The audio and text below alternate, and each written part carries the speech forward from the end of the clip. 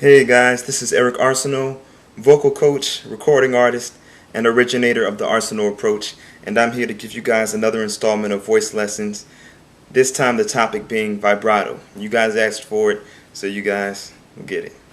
Now, regardless of what style or genre of music that you're into, vibrato is a necessary component, so really giving your voice the character that it needs and that professional quality that we all desire.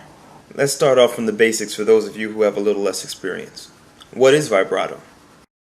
Vibrato is simply the oscillations that you hear within a sustained tone, whether it be in a voice or in a violin or in a saxophone. So, a straight tone would be da.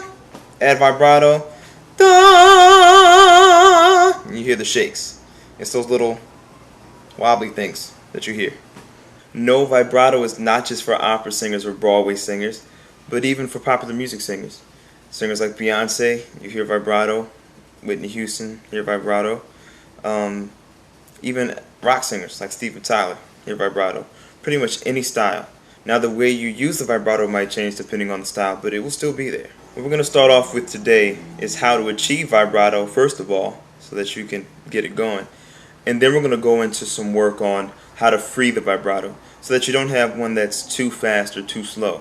Then we'll go into some stylistic uses of vibrato, as far as intentionally slowing it down or speeding it up for certain effects, or placing it only at a certain part of a word or a note, so you can get a different kind of feel or vibe depending on what you're trying to do with the song. Let's start off with some ground rules for what a safe and healthy vibrato is and what it's not. Okay, first of all, vibrato is not produced by shaking the stomach. So the stomach should not be going in and out in an attempt to make vibrato.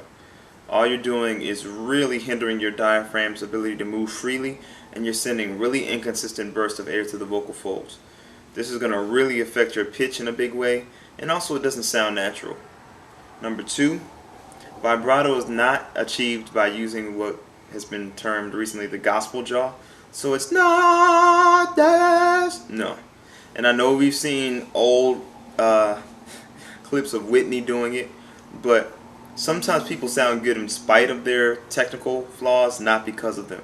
So Whitney Houston's shaking jaw is not what made her sound like that. So instead of ah with the stomach moving in and out, or ah with the jaw up and down, you would just have ah totally straight, free to move, steady, straight through. Now I kind of gave you a more pronounced version just then so you can get an idea of what we're talking about. But as you'll see in a little while, when we go into style, you want it to be a little more subtle sometimes. Unless you're doing classical styles or certain Broadway pieces. What we're going to start off with are some breathing exercises. Yeah, more breathing exercises. Remember, the breath is the foundation of your voice. That's how you make sound. As the breath travels up through the vocal folds, that's what produces sound. The breath is your sound. And how you take in your breath directly affects how you release your breath. So if we take the breath in more smoothly and easily, then we release it more smoothly and easily. And that leads to a free vibrato.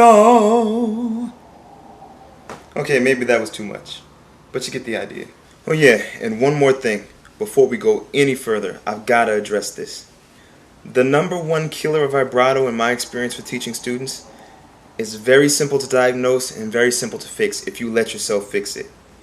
And that is, don't make your voice. Stop trying to artificially produce some sound that's not yours. Your speaking voice is totally sufficient. For example, let's use the line, "Oh say can you see," from the Star Spangled Banner. If you speak the words, "Oh say can you see," then you should sing it something like, "Oh say can you see." Really simple, really easy. But if you speak the words, "Oh say can you see," and then you sing it, "Oh say," that's not your voice.